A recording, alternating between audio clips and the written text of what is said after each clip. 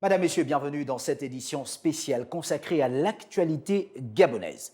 Il y a quelques heures seulement, le secrétaire général de la présidence de la République au Gabon, Guy Rossatanga Rigno, venait de tenir une déclaration. Celle-ci mettait en œuvre le remaniement gouvernemental. Pour commenter justement cette actualité avec nous dans les studios de Gabon 24, nous avons un invité, le conseiller spécial, chef de département communication à la présidence de la République au Gabon, Télésphore Obam Ngomo, qui a accepté notre invitation. Bienvenue à vous, monsieur le conseiller spécial. Merci pour l'invitation. Monsieur le conseiller spécial, avec vous, on va regarder cette déclaration du secrétaire général de la présidence de la République au Gabon, Guy Rossatanga Rigno, à nouveau. Et derrière, nous pourrons bien sûr revenir sur les éléments qui fondent aujourd'hui la nouvelle équipe gouvernementale au Gabon. On regarde. Par décret du président de la transition, président de la République, chef de l'État, et sur proposition du Premier ministre, chef du gouvernement, le gouvernement de la République est réaménagé ainsi qu'il suit. Premier ministre, chef du gouvernement, M. Raymond Ndong Sima. Vice-premier ministre, ministre de la planification et de la prospective, M. Alexandre Barrot-Chambrier. Ministre de la réforme des institutions, Madame Muriel Minkwe, épouse Minsa. Ministre des Affaires étrangères, chargé de l'intégration sous-régionale et des Gabonais de l'étranger, M. Régis Onanga Ndiaye.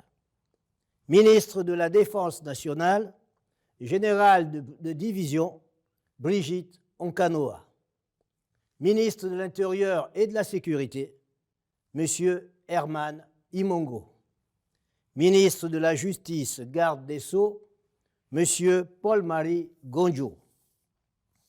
Ministre chargé de mission à la présidence de la République, porte-parole du CTRI, colonel Ulrich Manfumbi.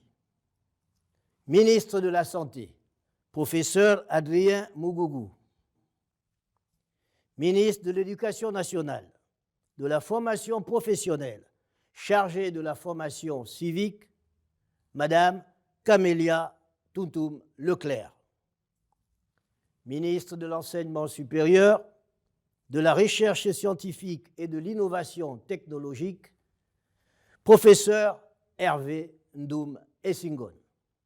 Ministre de l'Économie et des Participations, M. Maïs Mouissi. Ministre des Comptes publics, M. Charles Mba. Ministre du Pétrole, M. Marcel Abeke. Ministre des Travaux publics, M. Flavien Nzengi Nzundu. Ministre de l'Habitat, de l'Urbanisme et du Cadastre, M. Ludovic Meignet. Ministre de l'Énergie et des Ressources hydrauliques, M. Jeannot Kalima. Ministre du Travail et de la lutte contre le chômage, M. Adrien Nguemamba. Ministre de la Fonction publique et du renforcement des capacités, Madame Louise Boukandou. Ministre de l'Agriculture, de l'Élevage et de la Pêche, M. Jonathan Inyumba. Ministre de la Communication et des Médias, porte-parole du gouvernement, Madame Laurence Mengue-Mezoro, épouse Ndong. Ministre de l'Économie numérique et des Nouvelles technologies de l'information, Général Bonjean-Frédéric Mbanza. Ministre de l'Environnement, du Climat et du Conflit Homme-Faune, Madame Arkadis Vletana Mingengi Ndomba, épouse Zoma. Ministre de la Culture, de la Jeunesse, des Sports et des Arts, M. André-Jacques Augan. Ministre des Eaux et Forêts, Général de brigade Maurice Ntosui Aloro. Ministre des Transports, de la Marine marchande et de la mer, Capitaine de vaisseau Loïc Moudouma Ndinga. Ministre du Tourisme et de l'Artisanat, M. Pascal Oroé Siphon. Ministre des Mines, M. Gilles Nembe. Ministre du Commerce, des PME, PMI, chargé des activités génératrices de revenus, Madame Parfaite Amouyem Olam, ministre des Affaires sociales, Madame Nadine Nathalie Awanang, épouse Anato, ministre de l'Industrie, Monsieur François Mbongora-Femo Bourdette, je vous remercie. Remaniement du gouvernement au Gabon, la nouvelle équipe est connue. Monsieur le conseiller spécial porte-parole, monsieur le conseiller spécial chef de département communication, pardon, allais-je dire, à la présidence de la République, il y a là une nouvelle équipe gouvernementale, sauf que, peut-être pas une grande surprise, le Premier ministre a été reconduit, Raymond Dangsima, rempile pour la continuité, bien sûr. Qu'est-ce qui, aujourd'hui, selon vous, justifie cette décision ? D'abord, merci pour l'invitation.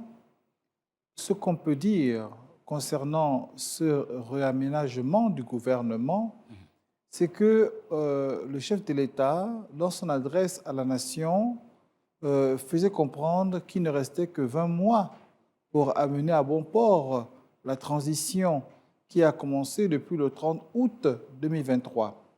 Il fallait naturellement booster les équipes, donc avoir des hommes et des femmes d'expérience, de qualité, mais surtout qui avaient également en souci cette priorité qui est celle du résultat. Alors, 20 mois qu'il reste désormais pour la transition selon l'esprit du chronogramme qui a été rendu public, oui. Il fallait justement booster, comme je l'ai dit précédemment, l'équipe avec des hommes et des femmes d'expérience et de qualité. Et c'est ce qui a été fait par le Premier ministre qui a proposé sa monture au chef de l'État, qu'il a certainement validé puisque ça a été rendu public. Alors, il y a justement pour cette nouvelle équipe gouvernementale de nouveaux arrivants, mais l'une des plus remarquées en termes d'entrée dans ce gouvernement, c'est sans nul doute celle d'Alexandre Barros-Chambrier, ancien candidat à l'élection présidentielle d'août dernier au Gabon, acteur politique bien connu de la scène tant nationale qu'internationale. Oui, parce qu'il est important de composer avec toutes les forces de la nation, toutes les forces de l'écurie politique, quand bien même la saison politique n'a pas encore commencé. Barros-Chambrier, au-delà de ce qu'on peut dire, reste un technocrate de talent, un homme d'une épaisseur reconnue par la plupart, sinon par tous. Et je vois à l'exercice qui a été rendu public qu'il a pleinement sa place dans cette équipe gouvernementale. Et c'est un mérite qu'on peut reconnaître au chef de l'État d'avoir eu les mots justes, les mots forts et les mots convaincants pour amener une aussi belle pointure dans le giron du gouvernement de la République. Et nous n'avons aucun doute quant à la suite de l'efficacité que pourra donner Alexandre Barros-Chambrier dans le nouveau poste qu'il occupera désormais. On parle, en ce qui le concerne, de la planification et de la prospective pour ce département ministériel, mais surtout, il faut préciser qu'il occupe les fonctions de vice-premier ministre, tout de même. Oui, parce que il faut quand même classifier les gens selon leur importance et selon leur dimension. Barros-Chambrier a été candidat à l'élection présidentielle. Barros-Chambrier a un parti politique sérieux et organisé. Barros-Chambrier a une histoire, je veux dire pour moi, une histoire politique bien connue, mais surtout et surtout un passé sur le plan professionnel qui est celui de la compétence, celui de la rigueur. Et à partir de là, on peut considérer que s'il faille nommer une telle pointure dans un gouvernement, ça ne peut être qu'à la place qui est celle qu'il occupe aujourd'hui. Alors, pour une nouvelle équipe gouvernementale, sinon pour ce remaniement, allais-je dire, monsieur le conseiller spécial, chef de département communication à la présidence de la République au Gabon, au-delà de cette entrée, de cette arrivée dans l'équipe gouvernementale d'Alexandre Barros-Chambrier, qu'est-ce qui va véritablement changer? Je pense, au regard de la qualité des hommes choisis et des femmes choisies, je crois qu'il y a d'abord ce souci d'aller vite et bien. Vite, mais surtout bien. C'est-à-dire aller dans le sens de l'action, de la recherche des résultats concrets. À partir de là, on impulse une nouvelle dynamique qui entraîne l'esprit gouvernemental vers des choses réalistes et réalisables dans les délais impartis, ceux qui sont devant moi. À partir de cet instant-là, dès qu'on a effectivement des hommes et des femmes de qualité, on ne peut qu'espérer avoir également des résultats de qualité, ce dont a besoin le peuple gabonais et ce qu'attend le chef de l'État du gouvernement qu'il a mis en place. Et justement, vous me permettrez, les Gabonais, depuis le début de cette transition, ont souvent vu le président lui-même sur le terrain pour apporter des solutions aux problèmes qui se posent. Ils sont connus d'ailleurs. Problème d'adduction en eau potable, d'alimentation en électricité, le logement, le panier de la ménagère. Et puis, il y a eu ces critiques d'un gouvernement qui ne semblait pas suivre le rythme donné par ce président de la transition, le général de brigade Brice Clotaire Oligui Nguema. Est-ce qu'avec ce remaniement, les Gabonais peuvent s'attendre à un gouvernement encore plus efficace pour un rendu plus efficient? Personne ne lit dans une boule magique ce qu'on peut dire. Connaissant un peu les profils qui ont été cités et choisis, on peut espérer, on peut s'attendre à ce que le rythme soit donné, ce d'autant plus qu'on a la pression du temps désormais. Et la pression du temps de vite faire, mais surtout de bien faire, sinon de mieux faire, si on veut rester dans un état d'esprit positif. Les problèmes des Gabonais sont entiers et sont réels. Il faut les résoudre. Et pour les résoudre, il faut des moyens et des hommes. Les moyens, il faut aller les chercher. Et les hommes, il faut naturellement les dénicher. Et je pense que là, sur le coup, ils ont été dénichés.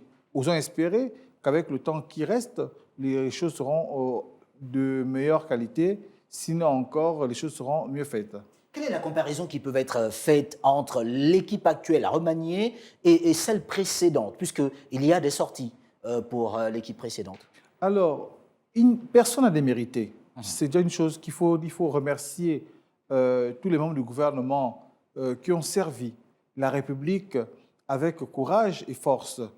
Il faut saluer ces personnalités-là et rendre hommage à leur dynamisme et à leur volonté.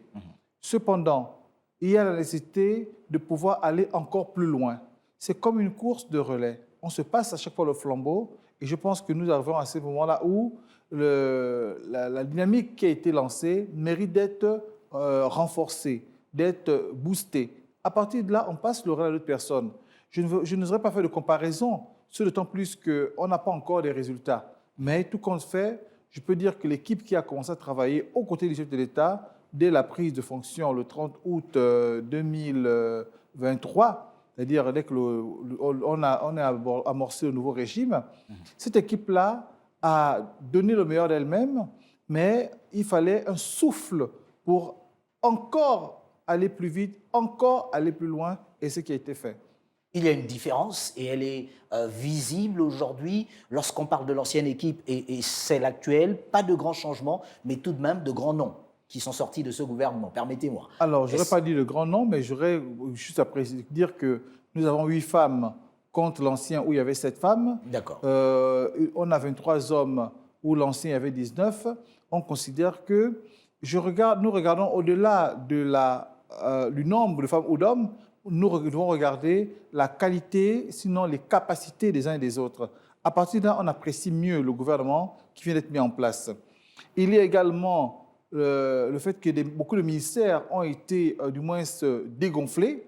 Pour la simple bonne raison, c'est que l'étendue de travail fait aussi l'étendue de travail de charge fait aussi que on puisse connaître un ralentissement. Et pour accélérer la cadence, pour aller dans le rythme qui justifie le changement, qui justifie le réaménagement du gouvernement, il y a cette capacité à pouvoir sectionner le travail, en pouvoir confier une portion à un autre, une portion à une autre personne. À partir de là, on considère qu'on attend plus de résultats plus rapides parce que quand effectivement la masse de travail elle est trop énorme, vous comprenez très bien que les ralentissements ou bien encore les loaders peuvent amener à rayer la machine. C'est la raison pour laquelle beaucoup de ministères ont pu être scindés et on nous a espéré qu'avec la qualité des hommes, plus l'élément raisonnable en termes d'appréciation de la composition du gouvernement, les choses pourraient aller encore mieux et encore plus vite. Permettez-moi d'insister sur cet aspect-là, parce que vous le savez, le président de la transition lui-même, Brice Clotaire Oligui Nguema, a montré l'exemple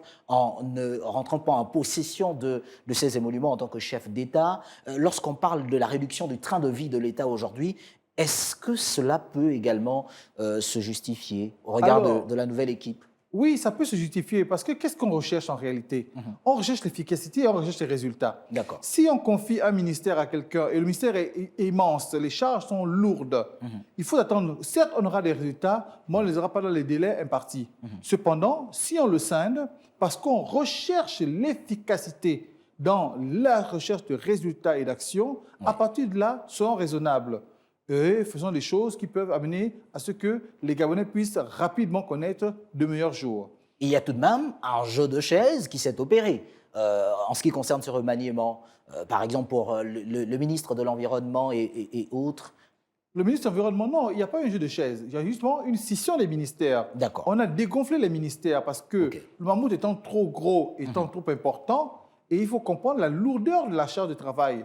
Ne demandons pas naturellement au ministre, dans ce cas-là, d'aller très vite, d'aller plus vite, parce que la charge de travail, elle est énorme. À partir de là, on peut considérer qu'il était important de pouvoir scinder, diminuer la charge de travail et la répartir entre des compétences reconnues et pour aller plus vite, pour avoir plus rapidement des résultats. C'est vraiment cette recherche de résultats qui a animé ce gouvernement d'action. À partir de là, on comprend très bien les changements qui ont été faits. Est-ce à dire que pour le cas, par exemple, de la santé dissociée des affaires sociales, ce serait la recherche de résultats efficients? C'est bien la recherche de résultats, parce que dans le cas du Gabon, la problématique, elle est énorme, elle est grande. Et lorsqu'on mélange la santé, on associe la santé et le social en même temps, il faut comprendre que ce sont des charges de travail importantes pour le ministre en question. Or, lorsqu'on scinde les ministères, on peut comprendre que si le pan est confié à quelqu'un d'autre, la personne aura beaucoup plus de temps, plus de matière pour pouvoir se concentrer sur une matière et non pas sur les deux. À partir de là, on peut avoir des résultats assez rapidement, surtout quand on sait qu'on n'a que 20 mois qui restent dans le cas de la transition. Alors, autre changement, c'est aussi ces ministres délégués à la présidence de la République. Il faut le dire, sans risque de se tromper. Un ministre de l'Intérieur délégué à la présidence de la République, un ministre de la Défense délégué à la présidence de la République, désormais, qui sont des ministères de plein exercice. Qu'est-ce qui justifie cela? Est-ce qu'il y aurait une forme d'assurance à ce jour, au bout de 5 mois de transition? Bon, je ne peux pas dire, je ne parlerai pas d'assurance parce qu'il n'y a jamais eu de doute. En matière de sécurité, hein, je me permettrai de préciser. Je ne pense pas que le Gabon soit particulièrement menacé. Non, je crois plutôt qu'il y a une volonté de pouvoir faire fluidifier le travail gouvernemental, faire apprécier ce qui se fait et considérer que tout ramener au niveau de la présidence, qui est une entité à part entière, fait que les membres du gouvernement qui étaient rattachés à la présidence, désormais peuvent, je n'aurais pas dit promouvoir parce que le mot serait mal choisi, mais peuvent apporter beaucoup plus encore d'éléments concernant leur travail. C'est-à-dire qu'au lieu d'être rattachés à la présidence, ce sont des ministères autonomes désormais, d'autant plus qu'il y avait quand même une polémique qui avait été soulevée autour de cette question-là. Et là, je crois qu'en même temps, les remarques peuvent être justifiées, mais ça ne sert à rien de les entretenir, ces observations. À partir d'on ferme la page en nommant de manière autonome ces ministères-là qui peuvent désormais se mouvoir librement. Le chronogramme de la transition est connu. L'on sait que dans quelques semaines, sinon dans les mois à venir, il sera question du recueillement de tous les avis donnés à la demande du Premier ministre, chef du gouvernement, Raymond Ndong Sima, qui garde toujours cette fonction. Ensuite, il y a l'organisation du dialogue. Avant cela, certainement, on parle de la constituante qui se mettra en place. Est-ce l'équipe gouvernementale à la hauteur de cette tâche, aujourd'hui, en parlant de ce remaniement? Je pense que dans le cadre de l'esprit de la chronogramme et du dialogue à venir, il y avait bien sûr différentes étapes. Et une des premières étapes les plus importantes était quand même de consulter les populations, parce qu'elles sont les premières concernées par ces réformes qu'on souhaite pour notre pays. Et c'est une étape qui a été très importante parce qu'elle a recueilli non seulement l'adhésion des populations qui ont beaucoup investi dans les contributions apportées. Cette étape passée, il y a maintenant l'organisation de toute cette messe politique où les citoyens auront, messe politique, messe républicaine, aurais-je dit, où ces populations auront à participer du fait de leur contribution, mais avec des cadres de la République qui seront choisis pour accompagner tout le processus. Et on considère que Mme Minkué, qui est ministre, qui a été maintenue à la fonction, mène bien le bateau et certainement amènera la discussion, du moins le préparatif, à bon port. Puisqu'on en parle, quelles sont les perspectives? Est-ce que la feuille de route donnée par le président de la transition, par le chef de l'État, Brice Clotaire Oligui Nguema, aurait changé entre-temps? Non, la feuille de route n'a pas changé. La feuille de route n'a pas changé, elle est toujours la même. Juste ce qu'on dit, c'est qu'il faut que les choses aillent un peu plus vite, mais encore mieux qu'avant. Rien n'a changé. Et l'esprit de ce remaniement-là, ce réaménagement du gouvernement, il était donné lors du discours à la nation en disant « Les Gabonais ne peuvent pas continuer à peiner dans leur pays où on a pourtant tout pour réussir ». À partir de là, on passe le relais à certains lorsqu'on les sent, peut-être pas, je n'aurais pas dit affaiblis, mais lorsqu'on les sent un peu fébriles, il faut passer le relais pour pouvoir continuer à faire fonctionner la machine correctement. Et c'est le cas. Ce d'autant plus que j'insiste là-dessus, nous sommes soumis à un chronogramme lié au programme qui était donné sur la transition. Et c'est pourquoi ce remaniement intervient à bon port, parce qu'il ne sert à rien de faire perdurer les lourdeurs. Alors, je rappelle que vous êtes Télésphore Obam Ngomo, chef du département, conseiller spécial, chef du département communication à la présidence de la République. Je vous invite une fois de plus avec nos téléspectateurs à regarder encore cette communication du secrétaire général de la présidence de la République, Guy Rosatanga Arigno. Nous nous retrouverons juste après pour votre mot de fin. Merci. Par décret du président de la transition, président de la République, chef de l'État, et sur proposition du Premier ministre, chef du gouvernement, le gouvernement de la République est réaménagé ainsi qu'il suit. Premier ministre, chef du gouvernement, M. Raymond Ndong Sima. Vice-premier ministre, ministre de la planification et de la prospective, M. Alexandre Barrot-Chambrier. Ministre de la Réforme des institutions, Madame Muriel Minkwe, épouse Minsa.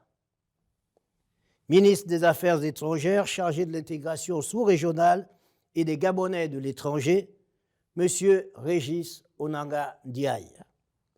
Ministre de la Défense nationale, général de division, Brigitte Onkanoa.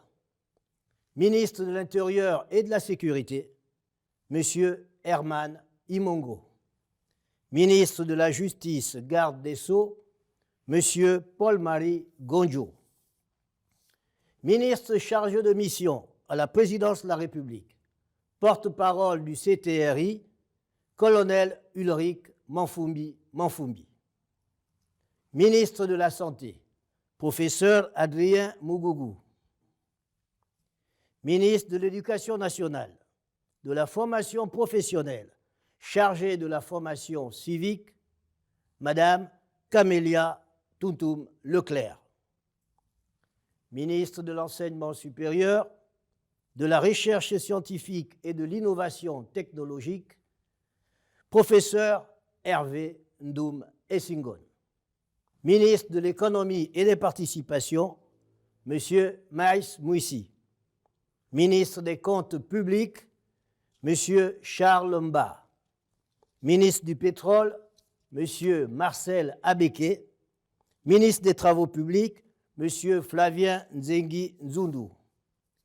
Ministre de l'Habitat, de l'Urbanisme et du Cadastre, Monsieur Ludovic Meignet. Ministre de l'Énergie et des Ressources hydrauliques, Monsieur Jeannot Kalima. Ministre du Travail et de la lutte contre le chômage, Monsieur Adrien Nguemamba.